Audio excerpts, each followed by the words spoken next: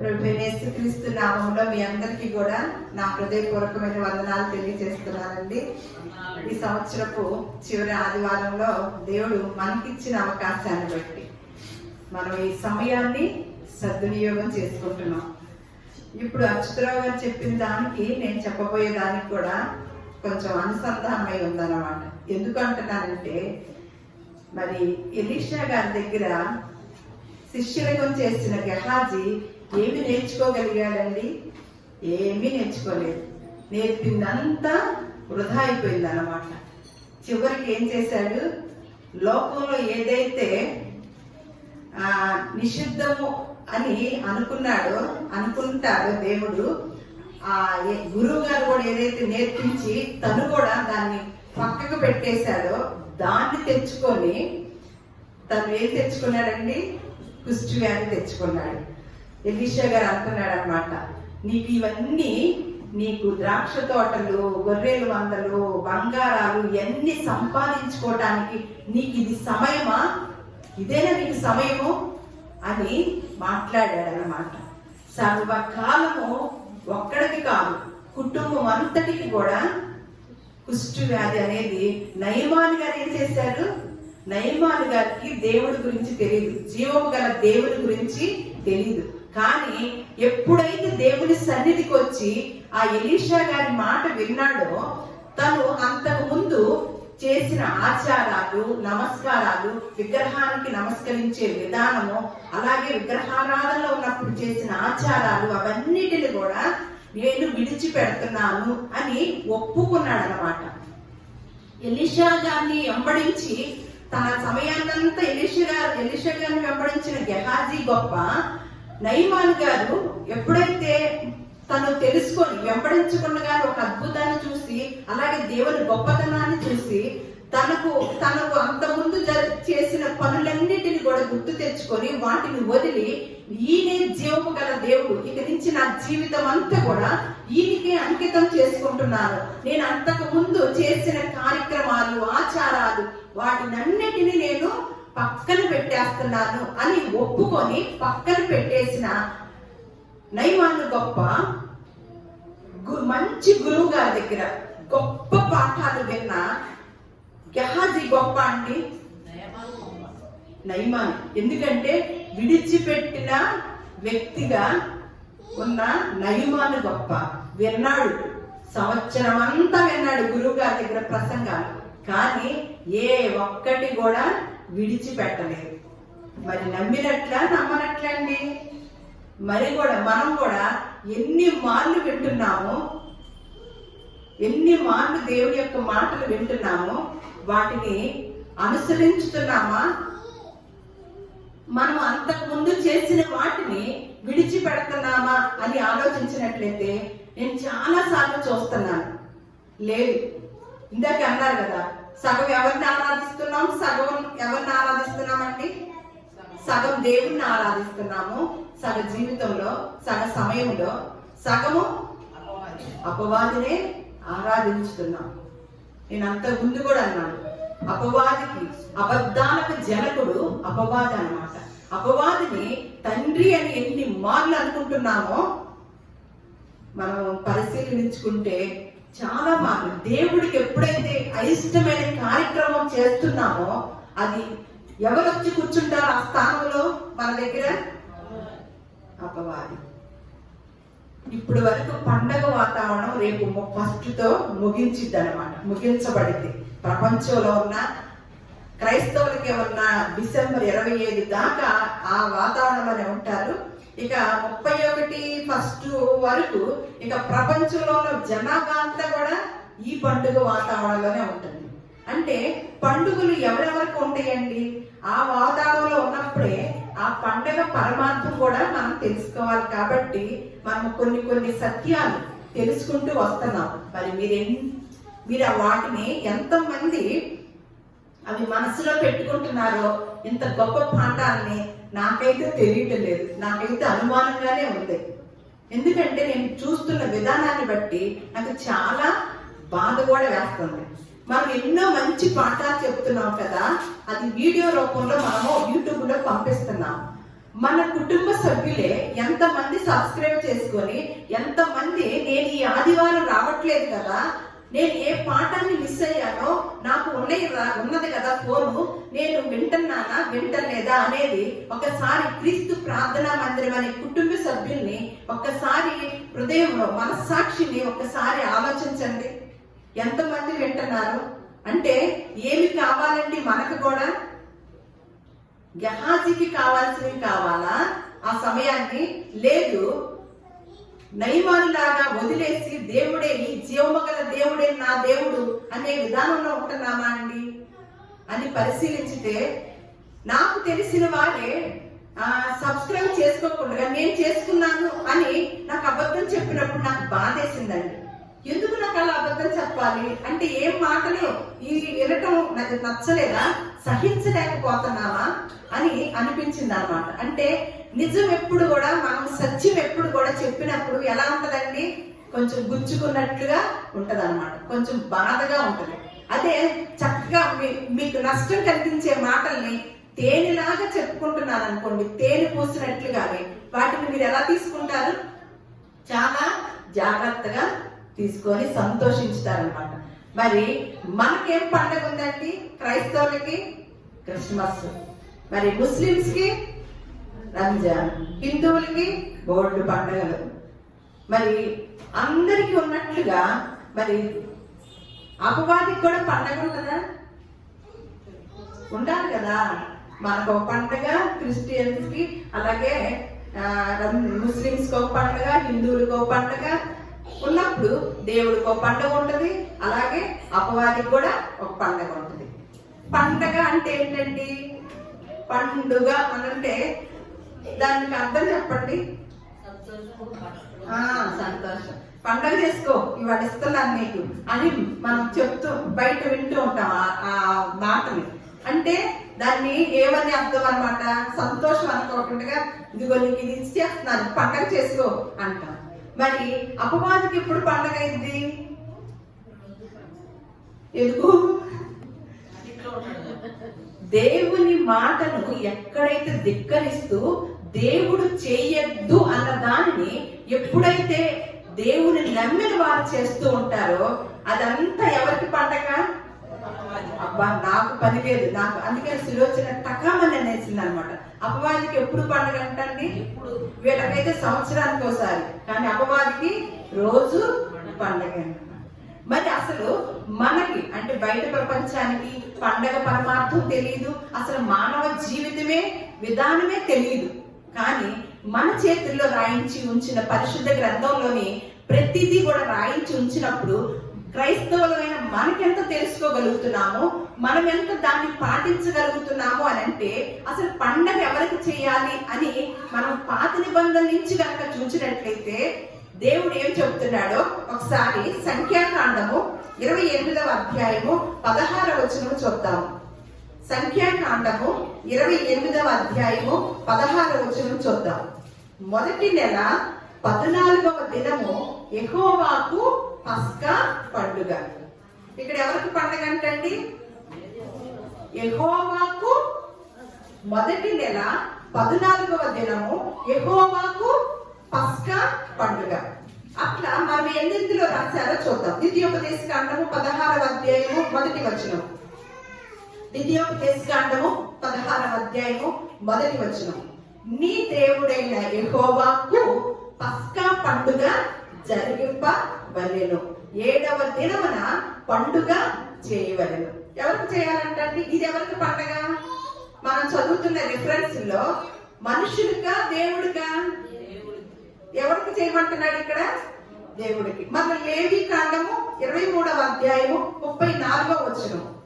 ఈ 7వ నెల 15వ దినము మొదలుకొని 7 దినముల వరకు యెహోవాకు పర్ణశాలల పండుగను జరపవలెను అని ఉంది. ఇదంతా ఎవరు చెప్పారండి ఈ మాట? ఇశ్రాయేలు ప్రజలకి దేవుడు చెప్పిన ఒక కండిషన్ అన్నమాట. ఇదిగో ఇశ్రాయేలులారా, నాకు ఇలా పలానా రోజుల్లో పండగ నాకు చెయ్యండి అని దేవుడు చెప్తున్న మాట అన్నమాట ఇశ్రాయేలు ప్రజలకి. మరి చేయమన్న దేవుడు తరువాత కాలంలో ఆ పండగ గురించి ఏమన్నాడో మరి ఆయన చెప్పాడు కదా. ఆయన చెప్పినప్పుడు మళ్ళా ఆయనే తన ఆ పండగ గురించి ఏమన్నాడో ఒక్కసారి ఆమోస్ గ్రంథము 5వ అధ్యాయము 21వ వచనము చూద్దాం. ఆమోస్ గ్రంథము 5వ అధ్యాయము 21వ వచనం చూద్దాం. మీ పండుగ దినములను నేను అసహించుకొనుచున్నాను, వాటిని నీచముగా ఎంచుచున్నాను. మీ వ్రత దినములలో కలుగు వాసనను నేను ఆఘ్రానింపనొల్లను. ఏమంటున్నాడండి ఇక్కడ? ఆయనే కదా చెప్పింది, పనశాల పండుగ చేయండి, గుడారాల పండుగ చేయండి, పస్కా పండుగ చేయండి అని చెప్పిన దేవుడు ఇక్కడికి వచ్చేసరికి, అంటే ఈ ఆమోస్ గ్రంథానికి వచ్చేసరికి ఏమంటున్నాడు? మీరు పండుగలు చేస్తున్నారే, మీ పండుగ దినాలు నేను ఎలా ఉన్నాడంట? సంతోషిస్తున్నానన్నాడా? అసహించుకుంటున్నాను అన్నాడు. అసహ్యం ఎప్పుడు వచ్చిందండి? ఎక్కడైతే నీచి కార్యం జరుగుతుందో, ఎక్కడైతే ఇష్టం లేని కార్యం జరుగుతుందో, నిన్ను చూస్తే నాకు అసహ్యం వేస్తుంది, నాకు అసలు కళ్ళకు కనిపించబాక అంటాం. ఎప్పుడు? ఇబ్బందికరమైన పరిస్థితిలో ఆ చేయరాని కార్యాలు చేసేటప్పుడు ఆ వ్యక్తులను మనం ఏమంటాము? నిన్ను చూస్తుంటే అసహ్యం వేస్తుంది అని మాట్లాడతాం. పండగలు చేయమన్న దేవుడు, నాకు పండగ చేయి అన్న దేవుడు చివరికి ఎలా వచ్చేసింది? దేవుడికి పండగ చేయటం వదిలేసి ఎవరు చేసుకోవటం మొదలెట్టారు? ఇశ్రాయేలు ప్రజలకు చెప్పిన కాలం నుంచి వచ్చేసరికి, ఆమోస్ గ్రంథానికి వచ్చేసరికి ఎవరికి చేసుకుంటున్నారంట? ఇక వాళ్ళకి చేసుకోవడం నేర్చుకున్నారంట. మనం క్రిస్మస్ ఏం చేస్తాము? కేక్ కట్ చేసుకుంటాము, బిర్యానీ వండుకుంటాము, ఎన్ని రకాల పప్పులు ఉన్నాయో, ఎన్ని రకాల విధానాలు ఉన్నాయో, అలా అన్నిటిని కూడా చక్కగా చేసుకుంటాం. ఇందులో ఏదైనా ఒక్కటన్నా దేవుడికి ఆపాదించడానికి కుదిరిద్దా? కుదరదు.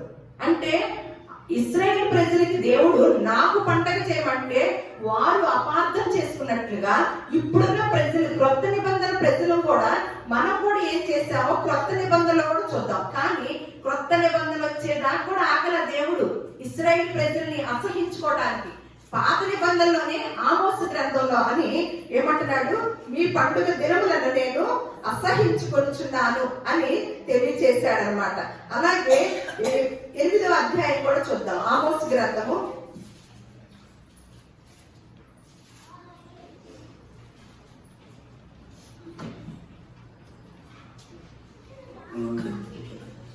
8వ గ్రంథం చూద్దామండి. 8వ గ్రంథము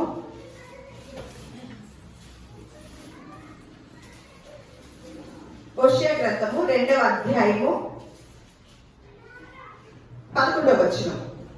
దాని ఉత్సవ కాలములను, పండుగలను, అమావాస్యలను, విశ్రాంతి దినములను, నియామక కాలములను నేను మాన్పింతును అన్న. అంటే మీరు ఏదైతే ఒక దినమును ప్రత్యేకించుకున్నారో వాటిని నేను మాన్పించేసి మళ్ళా సాధారణంగా ప్రతి దినం కూడా దేవునికి కేటాయించుకున్న వారముగా ఉండాలనే విధానంతో మీరు నియమించుకొని కొన్ని దినాన్ని ఇది ఈ పండుగ, ఇది ఈ పండుగ. మనకి ఎన్ని పండుగలు అంటారు? గుడ్ ఫ్రైడేని పండుగ అంటారు, ఈస్టర్ ని పండుగ అంటారు, ఇంకొకటి ఉంటది అదొక సమాధుల పండుగ. ఇట్లా రకరకాల పండుగలు. వీటిని ఏం చేసుకున్నాం? మనం నియమించుకున్నాం. నియమించుకున్న దినాలన్నమాట. వాటిని ఏం చేస్తున్నాడు? దాని ఉత్సవ కాలములను, పండుగలను, అమావాస్యలను, విశ్రాంతి దినములను, నియామక కాలములను నేను మాన్పించేస్తాను అని తెలియచేస్తున్నారు అనమాట. మరి క్రొత్త నిబంధనలోకి వచ్చేసరికి ఇదంతా ఇశ్రాయేలు ప్రజలే కదా, మాకు కాదు కదా అని అనుకున్నప్పుడు, క్రొత్త నిబంధనలోకి వచ్చేసరికి పౌలు గారు గలతీ సంఘానికి రాస్తూ, గలతీయులకు రాసిన పత్రిక 4వ అధ్యాయము 10వ వచనములో ఏమంటున్నారంటే, ఇప్పుడున్న క్రొత్త నిబంధన క్రైస్తవులైన మనకు చెప్తున్న మాట అన్నమాట. ఏమంటున్నారంటే, మీరు దినములను, మాసములను, ఉత్సవ కాలములను, సంవత్సరములకు ఆచరించుచున్నారు అని మీ విషయమై నేను పడిన కష్టము వ్యర్థమై పోగునేమో అని మిమ్మును గూర్చి భయపడుచున్నాను. ఇవన్నీ చెప్పుకుంటూ వచ్చాడు కదా. మరి ఎలీషా గారు ఎంత కష్టపడి ప్రసంగం చేసి ఎంత నేర్పించుంటాడండి గెహాజీకి. ఏం చేశాడు? ఆ బోధనంతటినీ పోగొట్టుకున్నాడు. నేర్పించే పని మాత్రము ఎలీషా తీసుకున్నాడు, మంచి సూత్రాన్ని. కానీ విని ఆచరించే పని ఎవరిది? గెహాజీది. మరి విన్న మాటలన్నీ నిష్ప్రయోజనం చేసుకొని నైమానికి పోయిన దాన్ని తను నెత్తిని తెచ్చి పెట్టుకున్నాడు అన్నమాట. మనం ఎప్పుడైతే వదిలేసిన దాన్ని, ఒకప్పుడు మనల్ని వదిలేసి రమ్మన్న దాన్ని మనం నెత్తిని తెచ్చి పెట్టుకుంటాం. తెలుసా అండి? ఇక్కడ మళ్ళీ కొలస్సీలకు రాసిన పత్రిక 2వ అధ్యాయము 16వ వచనం. అందుకనే పౌలు గారి కంట ఏమంటున్నాడు? మిమ్మల్ని గురించి నేను పడిన కష్టం అంతా కూడా వ్యర్థమైపోనేమోనని ఏం కలుగుతుందంట? ఆయనకి భయము కలుగుతుందంట. భయపడుచున్నాను. నేను ఇంత కష్టపడి మీకు ఇంత సూత్రాలను తెలియజేస్తుంటే మీరు వాటిని ఇటు చెవిని విని అటు చెవిని వదిలేస్తుంటే ఎంత బాధపడుతూ ఏమైపోతారో ప్రజలు అని నేను చెప్పుకున్న, నా దగ్గర ఉన్న ప్రజలు ఏమైపోతారో అని బాధ, భయము కలుగుతుందంటండి.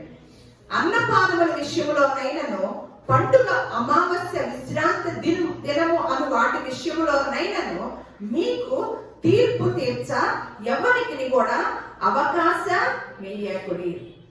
ఇవి రాబోవు వాటి ఛాయే గాని నిజ స్వరూపము క్రీస్తులో ఉన్నది. నిజ స్వరూపము అన్న చోట శరీరము అని ఉంటది అన్నమాట. 3 అనేసి ఉంటది. ఏముందంట? మనకి శరీరానుసారమైన విధానము, కానీ దాన్ని కాదు అని మన యొక్క నిజము అనేది ఎక్కడుందంట? క్రీస్తులో ఉందంటండి. ఎప్పుడైతే మనం ఒక కొన్ని దినాలను కేటాయించుకొని వాటిని ప్రత్యేకమైన వాటిగా ఎంచుకొని ఎప్పుడైతే దేవుడు చెయ్యొద్దు అన్న వాటిని చేసినప్పుడు దేవుడికి ఏం కలుగుతుందండి? అసహ్యం కలుగుతుందంటండి. అసహ్యం కలుగుతుంది. మరి దేవుడు ఏం చేయమన్నాడు? ఆయనకి పండగ చేయమన్నాడు. మరి ఆ పండగ చేసుకోవాలంటే మీరేమన్నారు? సంతోషం అన్నారు.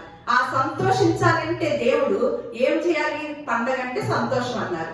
మరి దేవుడు ఏమన్నాడు? పాత నిబంధన కాలం నుంచి కూడా నాకు పండగ చేయండి అని నేర్పినప్పుడు దాన్ని మర్చిపోయి రాను మరి ఒక మాట మన నోట్లో నుంచి ఇంకొకరి దగ్గరికి వెళ్ళేసరికి ఎలా ఉంటుంది? 4 అక్షరాల మాట 5 అక్షరాలు చేస్తారు. 5 అక్షరాల మాట ఇంకొకరి దగ్గరికి వెళ్ళేసరికి 10 అక్షరాలు చేస్తారు.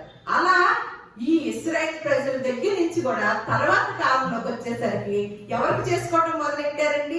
నాకు చేయండి అని దేవుడు చెప్పినప్పుడు అది దేవుడికి చేయటం మానేసి ఎవరికి చేస్తూ వచ్చారండి? ఎవరు చేసుకుంటూ వచ్చారు? ఎవరికి వాళ్ళే పండగ చేసుకుంటూ సంతోషపడుతూ వచ్చారు. మరి దేవుడికి పండగ చేయటం మానేశారు. ఇక్కడికి వచ్చేసరికి క్రొత్త నిబంధనలో కూడా పౌలు గారు కూడా చెప్పాడంట అన్ని సంఘాలకి మంచి మాటలు, మంచి సూత్రాలు. కానీ వారు ఏం చేస్తున్నారంట? అప్పుడు ఇశ్రాయేలు ప్రజలు ఉన్నట్లుగానే ఇప్పుడు ప్రజలు కూడా ఆ పౌలు గారు ఉన్న కాలంలో కూడా ఉండేసరికి మీ విషయమే నాకు బాధ కలుగుతుంది, అలాగే మీరు ఎడ్డిపోతారు అని భయం కలుగుతుంది అని నేను భయపడుచున్నానని పౌలు గారు చెప్తున్నారంట. మరి దేవుడు పండగ చేసుకోవాలి, దేవుడు సంతోష పెట్టాలంటే ఆయన చెప్పిన కండిషన్ ఏంటి? మనం చేస్తున్న ఇప్పుడున్న క్రైస్తవులు చేస్తున్న పని ఏంటి? ఆయన చెప్పిన కండిషన్, నేను ఈ పని చేస్తే నేను సంతోషపడతాను, నా యొక్క టీం అంతా సంతోషపడతారు అని ఎప్పుడు చెప్తున్నారండి? లోకాసు వార్త 15వ అధ్యాయం 7వ వచనం. లోకాసు వార్త 15వ అధ్యాయము 7వ వచనం. అటువలే మారు మనస్సు అక్కరలేని 99 మంది నీతివంతుల విషయమై కలుగు సంతోషము కంటే మారు మనసు పొందు ఒక్క పాపి విషయమై పరలోకమందు ఎక్కువ సంతోషము కలుగును. ఎవరి గురించి చెప్పాడండి ఇవి? బయట అన్యుల గురించా? లోపల ఉన్న ప్రజల గురించి, లోపల ఉన్న నీతివంతుల గురించి చెప్తున్నాడా? మళ్ళీ అర్థమయ్యేటట్టు చెప్తున్నాను. మారు మనస్సు అక్కర్లేని, మాకు మారు మనస్సు అంటే యేసుక్రీస్తు వారిని నమ్మటం అంటే ఏమని చెప్తున్నారు? మీరు పాప క్షమాపణ పొంది యేసుక్రీస్తు నామములో బాప్తిసం పొందాలని, మారు మనసు పొంది పాప క్షమాపణ నిమిత్తమే యేసుక్రీస్తు నామములో బాప్తిసం పొందాలన్నాడు. అంటే మనకు మారు మనసు అంటే ఏంటండి? మనం ఒకప్పుడు కొన్ని ఆచారాల్ని పాటించేవారు, కొన్ని నియమాల్ని పాటించేవారు. ఎందుకు? కొన్ని పూజా కార్యక్రమాలు, కొన్ని బయట ప్రపంచంలో ఎవరైతే లోకంలో జరుగుతున్న విషయాల్లో ఏవైతే ఉన్నాయో ఆచార వ్యవహారాలు, వాటిని మనం తీసుకొచ్చుకున్నట్లయితే కనుక దేవుడు ఏం చేస్తాడు? అసహించుకుంటాడు అనమాట, అసహించుకుంటాడు. అలాంటి ఇక్కడ దేవుణ్ణి ఎరిగి కూడా, దేవుణ్ణి ఎరిగి దేవుని సన్నిధానానికి వస్తూ బయట ఎవరైతే వాళ్ళకి మంచిది అనుకొని శుభ కార్యాల్లో చేస్తున్న ఆచారాలైనా మనము నీతిమంతులుగా ఎంచబడిన మనము ఆచరించితే కనుక ఇక్కడ ఏమంటున్నాడు?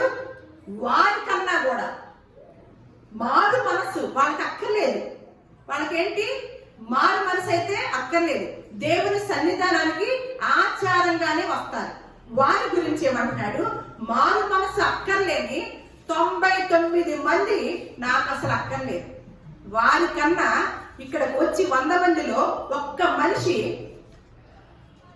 బోధకులు చెప్పే మాటని విని తీసుకొని మారు మనసు పొందితే కనుక 99 మంది కన్నా ఆ ఒక్క మనిషి మారిన విధానాన్ని చూసి నేను ఏం చేస్తానంటున్నాడు? పండగ చేసుకుంటానంటున్నాడు. నేను సంతోషించుతానన్నాడు. ఎక్కడ? పరలోకంలో ఆ సమూహముతో నేను సంతోషించుతానన్నాడు. మరి మనం ఏం చేస్తున్నామండి? మారు మనసుతోనే నయమానులాగా ఎప్పుడైతే దేవుడు మనం దర్శించి మన జీవితాన్ని, మన బ్రతుకుల్ని మార్చాడో ఒక అద్భుతం ద్వారా, ఇక ఎన్నటన్నిటికీ నేను ఇలాగే ఉంటాను ప్రభు, ఇక నేను నీ పాద సన్నిధానంలోనే పడి ఉంటాను. నాకు వెనకటి జీవితం అంత ముందు ఉన్న ఏది కూడా నేను తాకను, దాని జోలికి కూడా వెళ్ళనన్న వ్యక్తిలాగా ఉన్న ఒక్క వ్యక్తి అయినా చాలని దేవుడు చెప్తున్నాడు అనమాట. మీరు మారు మనసు పొంది మందిరాలన్నీ నిండిపోతున్నాయి కదా, మీరు మారు మనసు పొందాలని పండగలు చేసుకుంటూ మందిరాలు నింపుతున్నారే, మందిరాలన్నీ నిండిపోతాం నాకు ఇష్టం లేదు. ఏ ఒక్క వ్యక్తి అయితే సరి అయిన మార్గంలో దేవుడు చెప్పిన మాటను తీసుకొని దాన్ని అనుసరించుతూ ఉంటారో, అంతకు ముందు వాటిని వదిలిపెడుతూ ఉంటారో, వారి విషయమై నేను చాలా సంతోషించుతున్నాను అని తెలియజేస్తాను. మరి ఇంకొక కండిషన్ చెప్తున్నాడు. ఏమని? మార్కు సువార్త 16వ అధ్యాయం 15వ వచనం. మరి ఇవన్నీ మనం చేస్తున్నామా? ఆయన పండగ చేసుకోవాలంటే, ఆయన సంతోష పెట్టాలంటే మీరు సర్వలోకమునకు వెళ్ళి సర్వ సృష్టికి సువార్తను ప్రకటించుడి. నమ్మి బాప్తిసం పొందిన వాడు రక్షింపబడును, నమ్మని వారికి శిక్ష విధింపబడును. మరి ఇది ఎవరు చేస్తున్నాం? ఈ పండుగ ఎవరు చేస్తున్నారు? ఈ పండుగ ఎవరు చేస్తున్నారా? ఇక్కడ నుంచి వచ్చే ప్రతి మాట పరిశుద్ధాత్మ దేవుని సహాయంతో వస్తుంది కాబట్టి ప్రతి ఒక్కరం కూడా, మనం అందరం కూడా తీసుకోవాలనే ఒక గొప్ప ప్రేరేపణ కలిగిన దానిని నేను చెప్తున్న మాటలండి. నేను చాలా బాధపడుతూ చెప్తున్న మాటలు అన్నమాట. నేను ఈ మధ్యకాలంలో చూస్తూ చెప్తున్న మాటలు అన్నమాట. నేను నేర్చుకున్న మాటలు ఇవన్నీ కూడా. నేను నేర్చుకొని మమ్మల్ని నమ్మి మీరు వస్తున్నారు. మిమ్మల్ని ఎక్కడికి తీసుకెళ్లాలో లెక్క అప్పచెప్పే పని ఎవరు తీసుకోవాలి ఆ బాధ్యత? అందుకనే బోధకులుగా ఉండకండి, మరి కఠినమైన తీర్పు వారికి. అంటే ఎక్కడైతే ఇక్కడ అసత్యం చెప్తే మీరందరూ ఎక్కడికి వెళ్తారండి? నేను గుడ్డివాడిని, మీకు దారి చూపిస్తున్నాను, మీరందరూ ఎక్కడికి వెళ్ళి పడతారు? నేను గుంట్లో పడతాను, మీరు మరి కఠినమైన తీర్పు ఎవరికండి? ఇంతమందిని గుంటలో వేసిన నాకేనా కాదా? మరి గెహాజీ ఏం చేశాడు? ఇక్కడ నుంచి సత్యం వస్తుంది, ఆ సత్యాన్ని, ఎలీషా దగ్గర ఉన్న సత్యాన్ని తీసుకున్నాడా? నువ్వు సంపాదించుకోవడానికి ఇదే సమయమో అన్నాడు. వెంటనే ఏం కలిగింది? లోకంలో ఉన్నదంతా వచ్చి పడింది. మరి దేవుడు చెప్పిన విధానం ఏంటో తెలుసా? నీ ప్రసంగి గ్రంథం 7వ అధ్యాయం 2వ వచనం. విందు జరుగుచున్న ఇంటికి పోవుట కంటే ప్రలాపించుచున్న వారి ఇంటికి పోవుట మేలు. ఎలయనగా మరణము అందరికి వచ్చును కనుక బ్రతుకువారు దానిని మనస్సున పెట్టుదురు. మరి ఇది చెప్పిన ఆజ్ఞ అన్నమాట. ఎంతమంది చనిపోయిన వారి ఇంటికి వెళ్తున్నామండి? చనిపోయిన వారి ఇళ్ళకి విందు జరిగే ఇంటికి వెళ్ళొద్దు, ప్రలాపించు వారి ఇంటికి వెళ్ళండి అన్నప్పుడు అక్కడ అన్నీ ఉంటాయా, అన్నీ ఉండవా? దూర ప్రాంతం వెళ్ళాం, ఎవరో చనిపోయారు, వాళ్ళ ఇంట్లో వాళ్ళని పలకరించడానికి వాళ్ళు పెట్టిన భోజనం కూడా తింటామా లేదా అంటే దేవుడు ఏం చెప్తున్నాడు? ఎక్కడికి వెళ్ళమని చెప్తున్నాడు? విందు జరిగే వారి ఇంటికి వెళ్ళుట కంటే, నేను నిన్న ఒక చోటకి వెళ్ళాను, అక్కడ కొంతమంది చెప్తున్న మాట అన్నమాట. చాలా మంది అండి క్రైస్తవులు ఇలా చనిపోయిన వారి ఇంటికి రారండి, వాళ్ళ ఇంట్లో ఏదైనా వండి పెట్టినా వాళ్ళు భోజనాలు క్యాటరింగే తెస్తారు, కానీ ఆ భోజనాలు తినరు. మా కోసం వండండి, లేదంటే మేము ఉపవాసం ఉంటాం అని వాళ్ళు బాధపడతా చెప్తున్నారు. అంటే మీ దేవుడు ఇలా చెప్పాడా అండి అని నిన్న నన్ను ప్రశ్నించారు. చాలా మంది రాలేదు, మామూలు వాళ్ళు వచ్చారన్నమాట. అప్పుడు నేనేం చెప్పాలి? ఉందా నిజంగానే రావద్దని ఉందా, తినద్దని ఉందా? ఏం చెప్పాడు ఇక్కడ? మీరు విందు జరిగే వారి ఇంటికి వెళ్ళుట కంటే. విందుల్లో ఏముంటదండి? విందుల్లో ఏముంటది? ఒకప్పుడు నాకు అటువంటి మనసు, నాకు కొన్ని చోట్లకి వెళ్ళకూడదు అనే మనసు ఉంది. ఇప్పుడు ఏం చేయాలి? దేవుడు ఏం చెప్తున్నాడు? ఎవరింటికి వెళ్ళమంటున్నాడు? ప్రలాపించు వారి ఇంటికి వెళ్ళటం వల్ల మనకేం కలిగిద్దంట? మేలు. నిన్న ఎంత గొప్ప ప్రసంగం విన్నారోనండి, అది చాలా మంది మిస్ అయిపోయారు అనమాట. ఎందుకు? మన మనసు పెడతామంట. మనకి రోజంతట్లో మనం ఏం మాటలు వింటామండి? ఆధ్యాత్మికమైన మాటలు వింటున్నామా, భౌతిక సంబంధమైన మాటలు వింటూ ముచ్చట్లాడుకుంటున్నామా అండి? ఆధ్యాత్మికమైన మాటలు ఎక్కడ కుదిరిద్ది? ఆత్మ చింతన, భౌతికమైన చింతన ఎక్కడ కలిగిద్దండి? చనిపోయిన వారి ఇంటి దగ్గరికి వెళితేనే మనకి కలిగిద్ది అన్నమాట. మరి ఈ కండిషన్ చెప్పారు. ఎంతమంది క్రైస్తవులు పాటిస్తున్నారు? భయపడిపోతారు తెలుసా అండి. కానీ మరణం లేని ఇల్లుందా అండి? అందరి ఇళ్ళల్లో మరణం ఉంటుందా, రాదా? మరి ఇంత గ్రంథము, ఎంత గొప్ప గ్రంథము, ఇన్ని గొప్ప మాటలు రాసి మన చేతుల్లో పెట్టినప్పుడు మనం ఆ భయం కలిగి ఉంటామా అండి? లేదు. దేవుడు చెప్పిన మాటను తీసుకొని ఆ ఇంటికి వెళ్దామా అని వెళ్దామా? విందు జరిగే ఇంట్లో ఏమి నేర్చుకుంటామండి? ఏమీ నేర్చుకోం. ఈ మధ్య కాలంలో ఎన్ని ఫంక్షన్లోనండి, ఎవరి ఇళ్లలో ఇవి, నేను బయట ఇళ్లలో చెప్తలేదండి, క్రైస్తవుల ఇళ్లలో చెప్తున్నాను. 4 రోజులు పెళ్లిళ్ళు చేస్తున్నారు, మళ్ళా పంచలిచ్చిన 4 రోజులు చేస్తున్నారు, ఓణీలు ఇచ్చిన 4 రోజులు చేస్తున్నారు. ఏంటంట? సంగీతం అంట, ఏంటో ఇంకొకటంట. అక్కడికి వెళ్ళాము, ఏం నేర్చుకుంటామండి? మన ఆత్మలకి మన చచ్చాక మనకు పనికొచ్చే మాటలు ఏమైనా ఉంటాయా? నేను అక్కడ చెప్పాను ఒక మాట, ఏ గ్రంథమైనా సరే, గ్రంథాలన్నీ, భూలోకంలో ఉన్న గ్రంథాలన్నీ మనిషి పుట్టిన దగ్గర నుంచి బ్రతికి ఉండి చచ్చేదాకే రాసి ఉన్నాయండి. చచ్చిన తర్వాత మొదలెట్టిన గ్రంథం ఏదైనా ఉంటే ఇది ఒక పరిశుద్ధ గ్రంథమేనని నేను అక్కడ తెలియజేశానండి. ఇంత గొప్ప గ్రంథాన్ని మన చేతుల్లో పెట్టి ఇంత గొప్ప విషయాన్ని, దేవుడు మేలు అన్నదాన్ని మనం ఏం చేస్తున్నాము? కీడు అనుకుంటున్నామండి. మనం ఏమంటున్నాడు? రోమపత్రిక 12వ అధ్యాయం 2వ వచనంలో ఉంటది.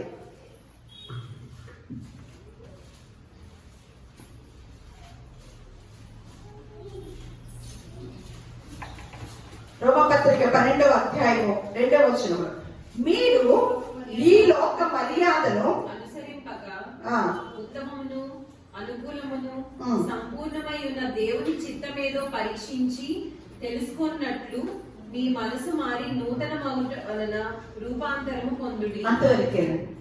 ఏం చెప్తున్నాడండి? మీరు ఈ సంవత్సరపు చివరిలో మళ్ళీ నెక్స్ట్ ఆదివారం వచ్చేసరికి మనం ఇంకొక సంవత్సరంలోకి అడుగు పెడుతున్నాం కాబట్టి మనం ఎన్నో మొక్కుబడులు చేసుకుంటూ ఉంటాం. ఈ సంవత్సరము రాకముందే, ఇంకొక సంవత్సరం రాకముందే ఏం చేయాలంటే మనము ఈ లోక మర్యాదను అనుసరించక ఏమంటున్నాడు? ఉత్తమమును అనుకూలమును సంపూర్ణమునై ఉన్న దేవుని చిత్తమేదో పరీక్షించి తెలుసుకున్నట్లు ఏమవ్వాలి? మీ మనస్సు మారి నూతన మగుటు వలన. ఉత్తమమైనది ఏంటండి?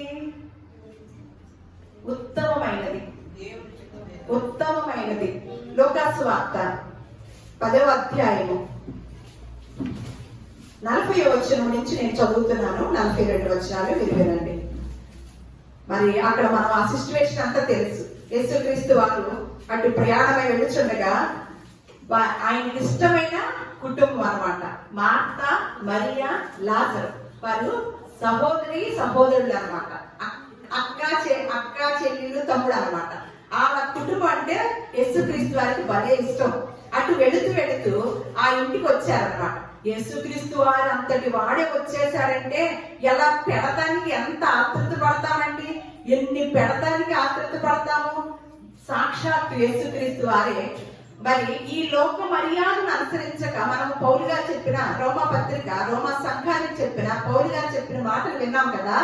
మీరు ఈ లోక మర్యాదను అనుసరించక ఉత్తమమును అనుకూలమైనదైన దానిని పరీక్షించి తెలుసుకోండి అని చెప్పినప్పుడు ఉత్తమమైనది ఏది అని ఆ యేసుక్రీస్తు వారి నోట నిండే మనం ఇక్కడ వింటాము. ఇక్కడ మార్త విస్తారమైన పని పెట్టుకున్న చేత తొందరపడి ఆయన వద్దకు వచ్చి, ప్రభువా, నేను ఒంటరిగా పనిచేయటకు నా సహోదరి నన్ను విడిచి పెట్టినందున నీకు చింత లేదా? దేవుడికే సలహా ఇస్తుంది. మనం ఎన్నిసార్లు సలహా ఇస్తాం కదా. అయితే నాకు సహాయం చేయమని నువ్వన్నా చెప్పు, నాకు పని ఎక్కువైంది అంటుందంట.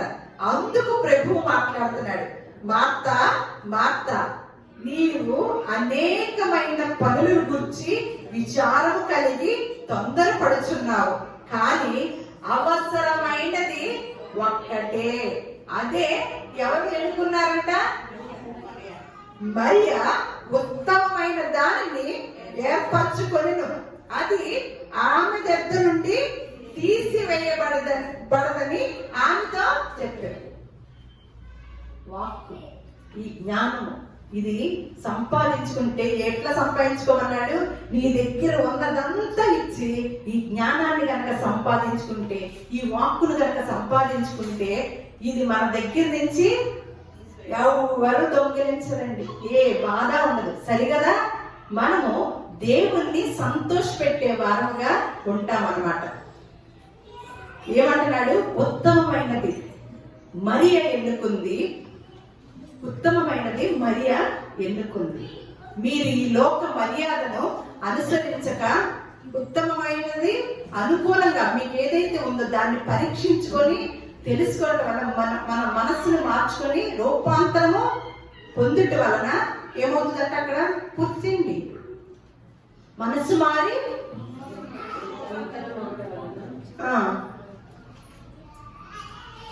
ఇంటి దగ్గరికి వెళ్ళిపోయిందా మనస్సు?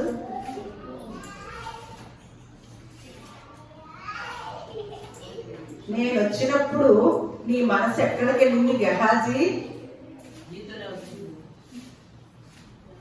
నీతోనే వచ్చింది ప్రభువా అంటే ఏం చెప్పాడు? ఎక్కడ ఉంది? నయమాన్ తీసుకెళ్లి ఆస్తుల దగ్గర ఉంది. నయమాన్ తీసుకెళ్ళిపోతున్నాడు కదా, వాటి మీద పెట్టాడు మనసు. ఉందేమన్నా గురువు గారి దగ్గర. మనసు ఎక్కడ? నయమాన్ తీసుకెళ్లి బంగారము వెండి మీద పెట్టాడు అనమాట. ఈ లోకంలో ఉన్న మర్యాదను మనం అనుసరించుకుండగా ఉత్తమమైన మార్గాన్ని మనకు ఒక బాట వేసి వెళ్ళారు. నేనే మార్గమును సత్యమును జీవమునై ఉన్నాను, నా ద్వారానే తప్ప ఎవరిని కూడా నిత్య రాజ్యానికి వారసులు కాలేరు. కాబట్టి మనకు అంతకు ముందు ఏవైతే ఉన్నాయో దేవుడికి ఇష్టం లేని ఆలోచనలు, దేవుడికి ఇష్టం లేని పనులు, వాటినన్నిటినీ కూడా పక్కన పెడితే 99 మంది నీతిమంతుల కన్నా మారని నీతిమంతుల కన్నా మనసు మార్చుకొని నీతిమంతుల కన్నా మనసు మార్చుకొని దేవుని యొక్క మాట చప్పున నడిచిన ఒక్క వ్యక్తి మారు మనసు పొందినా నాకు చాలు. పరలోకంలో నేను పండగ చేసుకుంటున్నాను, సంతోషించుతున్నాను అని చెప్పిన యేసుక్రీస్తు వారి మాటను తీసుకొని దాని ప్రకారం మనం జీవించుతూ రాబోయే సంవత్సరంలోనన్నా మనము ఆయనకి ఇష్టమైన పండగ చేస్తూ ఆయనకి ఇష్టంగా బ్రతకటానికి అటువంటి మనసు కలిగిన వారమే జీవించే జీవితం మనకి దేవుడు అనుగ్రహించును గాక. దేవుడు మిమ్మల్ని అందరినీ కూడా ఈ సంవత్సరం అంతా కాచి కాపాడి ఆయన రెక్కల నీడలో భద్రపరిచినందుకు ఆయనకే మహిమ, ఘనత, ప్రభావములన్నిటిని కూడా చెల్లించుకుంటూ మీ కుటుంబాన్ని బహుగా ఆశీర్వదించును గాక. నూతన సంవత్సరంలోకి కుటుంబాలుగా అడుగుపెట్టే గొప్ప అవకాశాన్ని దేవుడు మనందరికీ కూడా అనుగ్రహించును గాక.